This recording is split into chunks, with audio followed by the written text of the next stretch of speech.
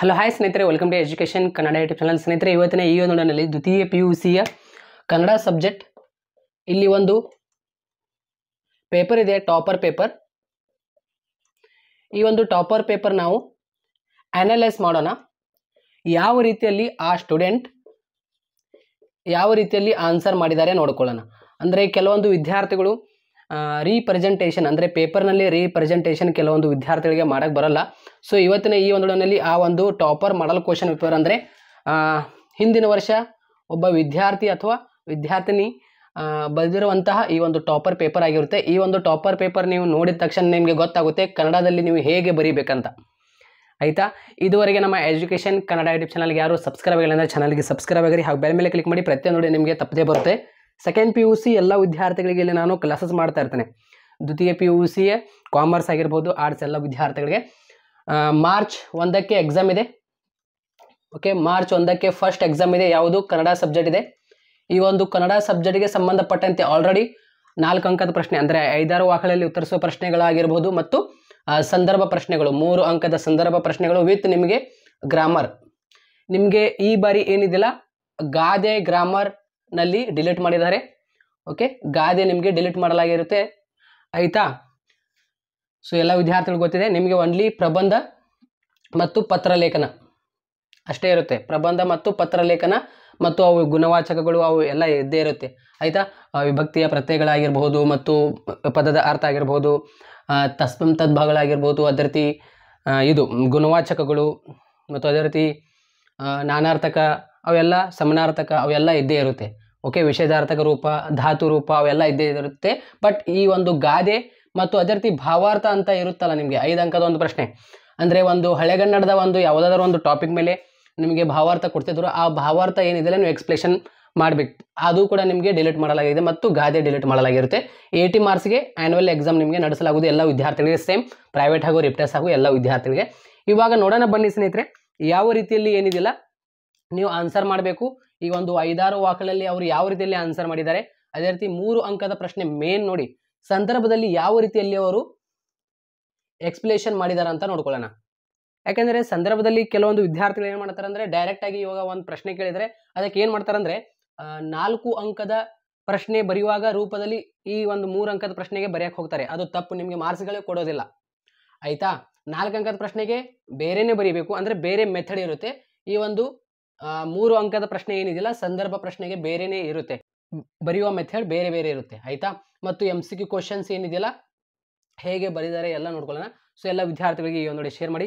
ಇದುವರೆಗೆ ನಮ್ಮ education Kannada YouTube ಚಾನಲ್ಗೆ ಯಾರು ಸಬ್ಸ್ಕ್ರೈಬ್ ಆಗಿಲ್ಲ ಅಂದರೆ ಇಲ್ಲಿ ಚಾನಲ್ಗೆ ಸಬ್ಸ್ಕ್ರೈಬ್ ಮಾಡ್ಕೊಳ್ಳಿ. ಯಾಕೆಂದರೆ ಎಲ್ಲ ವಿದ್ಯಾರ್ಥಿಗಳಿಗೆ ಇಲ್ಲಿ ನಾನು ಕ್ಲಾಸಸ್ ಮಾಡ್ತಾ ಇರ್ತೇನೆ. ಸೊ ಆಲ್ರೆಡಿ ಏನಿದಿಲ್ಲ ನಾನು ನಿಮಗೆ 4 ಮಾರ್ಕ್ಸ್ ಮತ್ತು 3 ಮಾರ್ಕ್ಸ್ ಮತ್ತು MCQ ಕ್ವಶನ್ ಮೇಲೆ ಒಂದು ವಿಡಿಯೋ ಮಾಡಿದ್ದೇನೆ. ಅಂದರೆ ಕೆಳಗಡೆ ಕಮೆಂಟ್ ಬಾಕ್ಸ್ 2 ಮಾರ್ಕ್ಸ್ ಕೂಡ ಹೇಳಿದ್ದೇನೆ. ಆಯಿತಾ? ಕೆಳಗಡೆ ಕಮೆಂಟ್ ಬಾಕ್ಸ್ನಲ್ಲಿ ಅಂದರೆ ನೀವು ಏನು ಕಮೆಂಟ್ ಮಾಡೋಕ್ಕೆ ಹೋಗಿರ್ತಿರಲ್ಲ ಆ ಒಂದು ಕಮೆಂಟ್ ಬಾಕ್ಸ್ನಲ್ಲಿ ನಾನು ನಿಮಗೆ ಇಲ್ಲಿ ನಾನು ನಿಮಗೆ 1 ನಿಮಿಷ ನಾನು ನಿಮಗೆ ಇಲ್ಲಿ 3 ಅಂಕದ ಪ್ರಶ್ನೆ ಅಂದರೆ ಸಂದರ್ಭ ಪ್ರಶ್ನೆ ಮತ್ತು 4 ಅಂಕದ ಪ್ರಶ್ನೆ ಏನಿದಿಲ್ಲ ಒಂದೇ ವಿಡಿಯೋನಲ್ಲಿ ಅಲ್ಲಿ ಹೇಳಿದ್ದೇನೆ. ಆಯಿತಾ? ವಿತ್ ಗ್ರಾಮರ್ ಕೂಡ ಹೇಳಿದ್ದೇನೆ. ಆ ಒಂದು ವಿಡಿಯೋ ನಿಮಗೆ ಬೇಕಂದರೆ ಕೆಳಗಡೆ ಕಮೆಂಟ್ ಬಾಕ್ಸಲ್ಲಿ ಲಿಂಕ್ ಇರುತ್ತೆ, ಇಲ್ಲಾಂದರೆ ಇಲ್ಲಿ ಕಾಣ್ತಾ ಇದೆಯಲ್ಲ ಇಲ್ಲಿ ನೋಡಿ ಒಂದೊಂದು ಸ್ಕ್ರೀನ್ಶಾಟ್ ತೆಗೆದುಕೊಳ್ಳ್ರಿ, ಅಭ್ಯಾಸ ಮಾಡ್ಕೊಳ್ಳಿ. ಸ್ಕ್ರೀನ್ಶಾಟ್ ತೆಗೆದುಕೊಂಡು ಅಭ್ಯಾಸ ಮಾಡಿರಿ. ಇವೆಲ್ಲ 4 ಅಂಕದ ಪ್ರಶ್ನೆ ನೋಡ್ರಿ. ಆಯಿತಾ? ಇವೆಲ್ಲ 4 ಅಂಕದ ಪ್ರಶ್ನೆ, ಸ್ಕ್ರೀನ್ಶಾಟ್ ತೆಗೆದುಕೊಂಡು ಅಭ್ಯಾಸ ಮಾಡಿರಿ. ಇವೆಲ್ಲ 3 ಅಂಕದ ಪ್ರಶ್ನೆ. ಆಯಿತಾ? ಅಭ್ಯಾಸ ಮಾಡ್ಕೊಳ್ಳಿ. ಇಲ್ಲಾಂದರೆ ಕೆಳಗಡೆ ಕಮೆಂಟ್ ಬಾಕ್ಸಲ್ಲಿ ನಾನು ಈ ಒಂದು ಏನು ಗ್ರಾಮರ್ ವಿತ್ ಗ್ರಾಮರ್ ವಿಡಿಯೋಗಳು ಹಾಕಿರ್ತೀನಿ, ಅಂದರೆ ಗ್ರಾಮರ್ ಒಂದು ವಿಡಿಯೋ ಹಾಕಿರ್ತೀನಿ. ಓಕೆ, ಕೆಳಗಡೆ ಕಮೆಂಟ್ ಬಾಕ್ಸ್ನಲ್ಲಿ ಮತ್ತು 2 ಅಂಕದ ಒಂದು ವಿಡಿಯೋ ಹಾಕಿರ್ತೀನಿ ಮತ್ತು MCQ ಕ್ವಶನ್ ಒಂದು ವಿಡಿಯೋ ಹಾಕಿರ್ತೀನಿ. MCQ ಕ್ವಶನಲ್ಲಿ ನಿಮಗೆ 20 ಮಾರ್ಕ್ಸ್ ಬೇಕಂದರೆ ಕೆಳಗಡೆ ಕಮೆಂಟ್ ಬಾಕ್ಸಲ್ಲಿ ಲಿಂಕ್ ಇರುತ್ತೆ. ಇಲ್ಲಿ 20 ಮಾರ್ಕ್ಸ್ ಬರುತ್ತೆ, ಪ್ಲಸ್ ಇಲ್ಲಿ 16 ಮಾರ್ಕ್ಸ್ ಬರುತ್ತೆ. 2 ಅಂಕದ ಪ್ರಶ್ನೆಯಲ್ಲಿ ಎಷ್ಟಾಯಿತು? 36 ಮಾರ್ಕ್ಸ್ ಇಲ್ಲಿ ನಿಮ್ಮ ಕೈಯಲ್ಲಿದೆ. ಆಯಿತಾ? ಗ್ರಾಮರ್ನಲ್ಲಿ ನಿಮಗೆ ಅಲ್ಲೊಂದು 14 ಮಾರ್ಕ್ಸ್ ಬರುತ್ತೆ. ಆಯಿತಾ?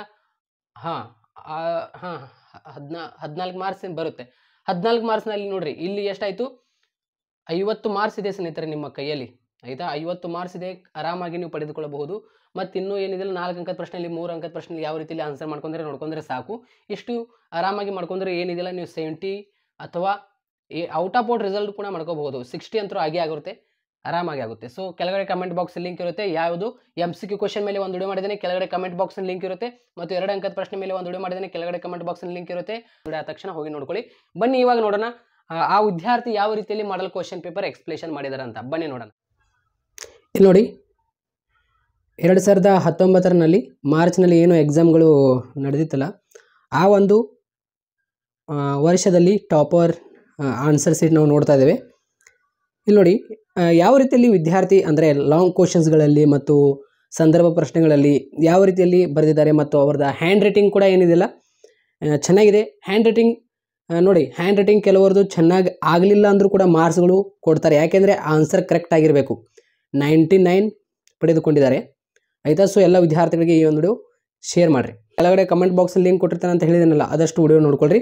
ಇಲ್ಲಿ ನೋಡಿರಿ, ಇವಾಗ ಇಲ್ಲಿ 2019ನಲ್ಲಿ ನಿಮಗೆ ಏನಿದೆಯಲ್ಲ MCQ ಕ್ವಶನ್ ಇಂಟ್ರೊಡ್ಯೂಸ್ ಮಾಡಿದಿಲ್ಲ. ಓಕೆ, ಸೊ ನೀವು ಏನಿದೆಯಲ್ಲ ಇವಾಗ MCQ ಕ್ವಶನಲ್ಲಿ ನೀವು ಬರೆಯುವಾಗ ಇಲ್ಲಿ ನೋಡಿ ಫಸ್ಟ್ ಪುಟದಲ್ಲಿ ಇರಬೇಕಂತ ಹೇಳಿದ್ದೀನಿ.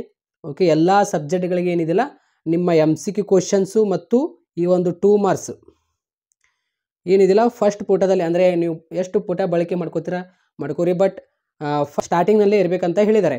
ಏನು MCQ ಕ್ವಶನ್ಸ್ ಇವೆಲ್ಲ ಆಯಿತಾ.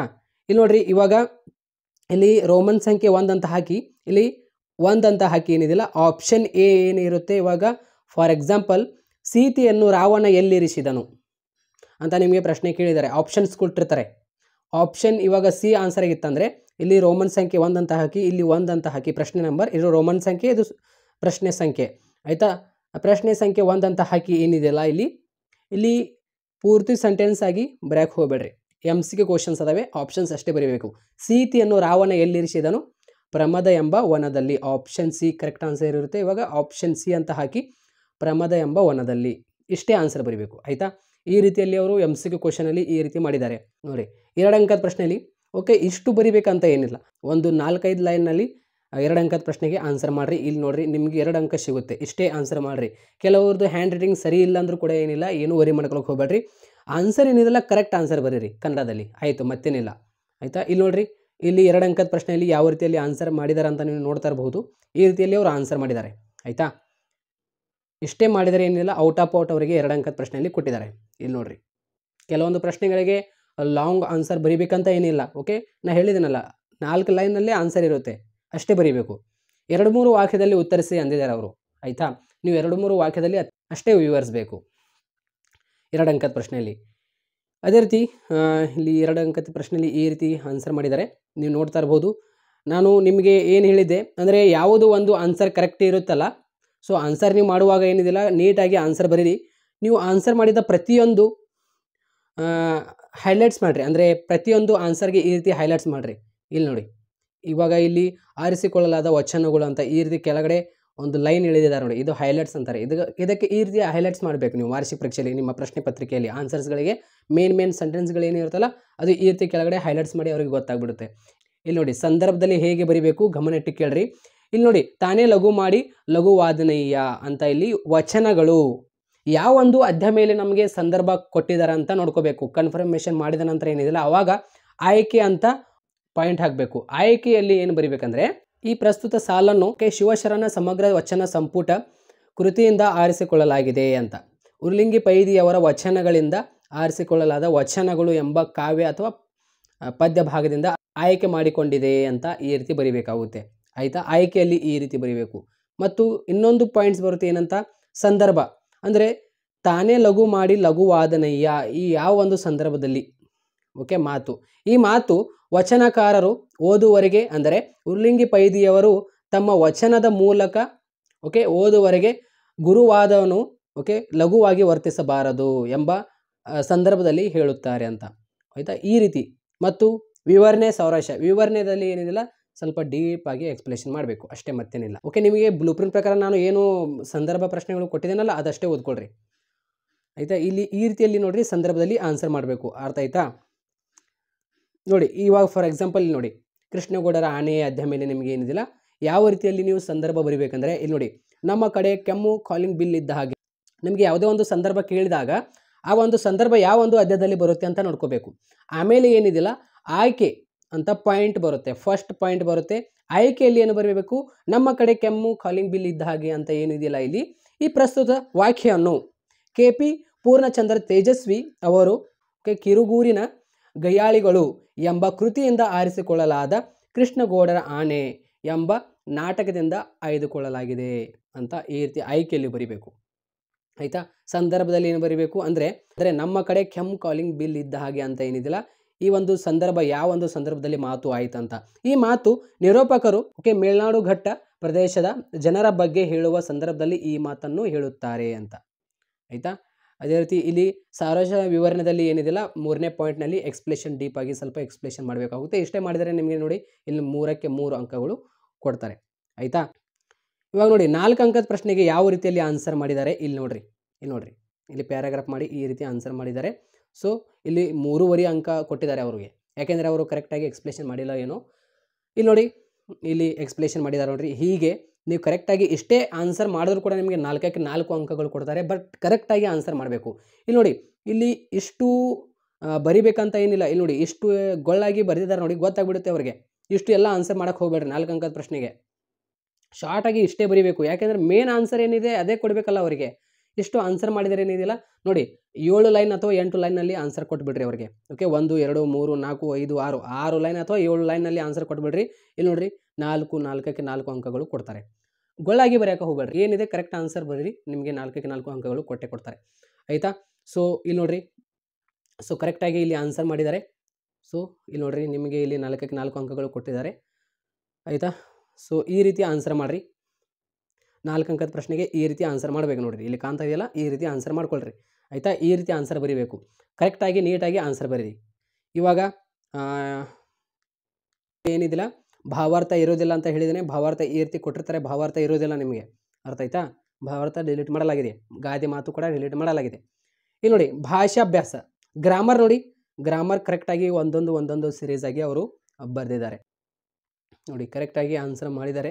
ಸೊ ಇಲ್ಲಿ ಗ್ರಾಮರ್ನಲ್ಲಿ ನಾನು ಏನು ಕೆಳಗಡೆ ಕಮೆಂಟ್ ಬಾಕ್ಸ್ನಲ್ಲಿ ಲಿಂಕ್ ಕೊಟ್ಟಿರ್ತೀನಲ್ಲ ಅದೇ ನೋಡ್ಕೊಂಡು ಹೋಗ್ರಿ, ನಿಮಗೆ ಡೆಫಿನೆಟ್ಲಿ ಅವೇ ಕ್ವಶನ್ಸ್ ಬರುತ್ತೆ ಗ್ರಾಮರ್ನಲ್ಲಿ.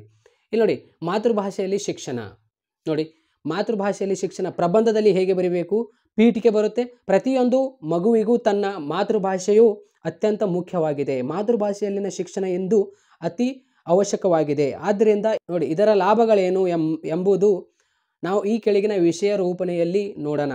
ಹಾಗಾದರೆ ಕನ್ನಡವನ್ನು ನಾವು ಉಳಿಸಿ ಅದರಲ್ಲಿ ಶಿಕ್ಷಣ ನೀಡುವುದು ಅವಶ್ಯಕ ಅಂತ ಈ ರೀತಿಯಲ್ಲಿ ಎಕ್ಸ್ಪ್ಲೇಷನ್ ಮಾಡಬೇಕು. ಆಯಿತಾ. ಮಾತೃಭಾಷೆಯಲ್ಲಿ ಶಿಕ್ಷಣ ಅಂದ ತಕ್ಷಣ ನಿಮಗೆ ಆರಾಮಾಗಿ ಆನ್ಸರ್ ಮಾಡ್ಬೋದು. ನೀವು 1.5 ಯಾಕೆ 4-5 ಪೇಜ್ ಬರೀಬೋದು. ಆಯಿತಾ. ಪೀಠಿಕೆ ಬರೀರಿ ಇಲ್ಲಿ.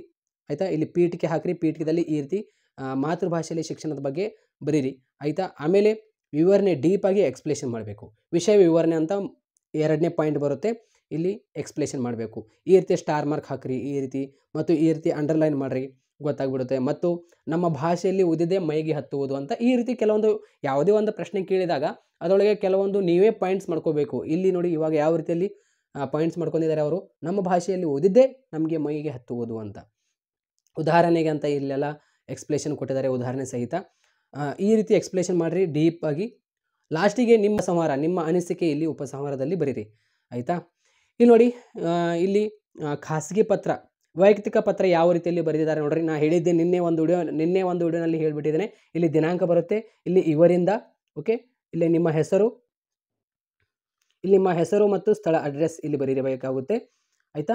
ಪ್ರೀತಿಯ ಗೆಳೆಯ ಗೆಳತಿಗೆ ಅಂತ ಹೇಳಿದ್ದೆ. ಇಲ್ಲಿ ನೋಡಿ ಯಾವ ರೀತಿಯಲ್ಲಿ ಆನ್ಸರ್ ಬರೆದಿದ್ದಾರೆ ನೋಡಿ, ಇಷ್ಟೇ ಆನ್ಸರ್ ಮಾಡಿದ್ದಾರೆ ಅವರು, ಎಕ್ಸ್ಪ್ಲೇಷನ್ ಮಾಡಿದ್ದಾರೆ. ವಂದನೆಗಳೊಂದಿಗೆ ಇಂತಿ ನಿಮ್ಮ ಪ್ರೀತಿಯ ಗೆಳತಿ.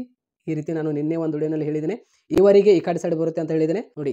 ಇವರಿಗೆ ಯಾರಿಗೆ ನಿಮ್ಮ ಫ್ರೆಂಡ್ಗೆ ನೀವು ಬರೀತಿದ್ದಾರೆ ಅಂದರೆ ಈ ರೀತಿ ಎಕ್ಸ್ಪ್ಲೇಷನ್ ಮಾಡಬೇಕು. ಆಯಿತಾ. ನೋಡಿ ಇದು ನಿಮಗೆ ಗಾದೆ ಡಿಲೀಟ್ ಮಾಡಲಾಗಿದೆ, ಎಲ್ಲ ವಿದ್ಯಾರ್ಥಿಗಳು ಗೊತ್ತಿದೆ ಗಾದೆ. ಸೊ ಈ ರೀತಿಯಲ್ಲಿ ನೋಡ್ರಿ ಆನ್ಸರ್ ಮಾಡಬೇಕು. ಆಯಿತಾ. ಪತ್ರ ಲೇಖನ ಯಾವ ರೀತಿಯಲ್ಲಿ ಬರೀಬೇಕಂತ ನಿನ್ನೆ ಒಂದು ವಿಡಿಯೋನಲ್ಲಿ ಹೇಳಿದೆ ನಾನು ನಿಮಗೆ. ವೈಯಕ್ತಿಕ ಪತ್ರ ಹೇಗಿರುತ್ತೆ, ವ್ಯವಹಾರಿಕ ಪತ್ರ ಹೇಗಿರುತ್ತೆ ಅಂತ ನೋಡ್ಕೊಳ್ಳಿ. ಸೊ ಈ ರೀತಿಯಲ್ಲಿ ನೀವು ಆನ್ಸರ್ ಮಾಡಬೇಕಾಗುತ್ತೆ. ಸೊ ಎಲ್ಲ ವಿದ್ಯಾರ್ಥಿಗಳಿಗೆ ಒಂದು ಶೇರ್ ಮಾಡಿ. Thank you so much.